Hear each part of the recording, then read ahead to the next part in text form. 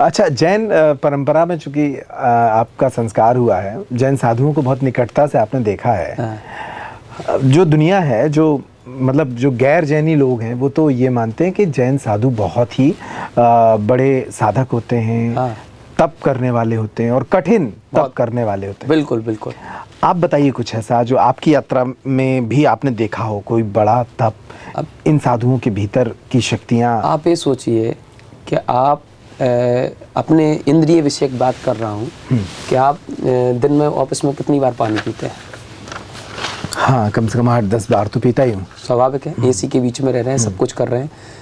आप उन दिगंबर साधुओं को चिंचिलाती धूप में आप जाइएगा और देखिएगा, बिल्कुल मुस्कुराते हुए जाते हैं और कई बार उनके अंतराय हो जाते हैं। अंतराय का मतलब कि उनको कई बार हाथ में अंजलि में लेते हैं हाथ, और उनके अगर बाल आ गया या कोई बच्चा रो दिया या कोई बिल्ली निकल गई या इस प्रकार से अंतराय का पालन करते हैं वो लोग, या किसी भी प्रकार से असोला वाला व्यक्ति जो वस्त्र आहार देने वाले नहीं वो पहन के आ गया, तो उसी समय वो अंतराय कर लेते हैं और फिर जल भी नहीं लेते, कुल्ला तक नहीं करते, कुछ नहीं करते। इतनी कठिन चर्या के बाद भी वो मुस्कुराते रहते हैं, उनके ओठ नहीं सूखते, क्योंकि वो आत्म तत्व में लीन रहते हैं। वो पांचों इंद्रियों को, बॉडी को काबू करके रखते हैं।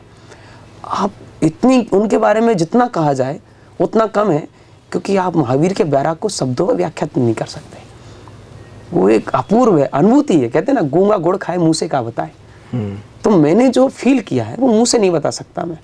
और मुझे वही रहता है कि हम लोग भी अभी शुरुआत में मैं रहा 3.5 साल तक, मेरी वही फिलॉसफी रही, एक ही टाइम भोजन, अंतराय आएगा तो मैंने भी वही नहीं किया।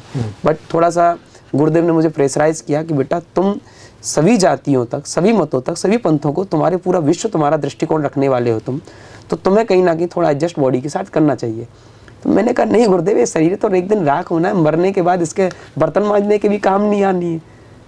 लकड़ी की राख तो बर्तन मांजने के भी काम आती है, ये तो बर्तन मांजने के भी काम नहीं आएगी। तो मैंने कहा इसको क्या सजाना संवारना। गुरुदेव ने कहा नहीं बेटा, जब तक इस शरीर में हो, जब तक इस चर्या में हो, जब तक आप ब्रह्मचर्य के योग में हो, तब तक आप दुनिया को जितना दे सकते हो उतना दो, आध्यात्म दो, चमत्कार कभी नहीं देना। मैंने कहा गुरुदेव क्यों? बोले पुरुषार्थहीन हो जाएगा व्यक्ति, पुरुषार्थहीन, फिर मेरे भरोसे रहने लगेगा, और मेरे जाने के बाद, मेरे मरने के बाद मेरी समाधि पे सर टेकने आएगा, फिर वो अपंग और अपाहिज बन जाएगा, पुरुषार्थ कर्महीन हो जाएगा। ये सब मेरा विवेक कहता है, मेरे गुरुदेव का आज्ञा है।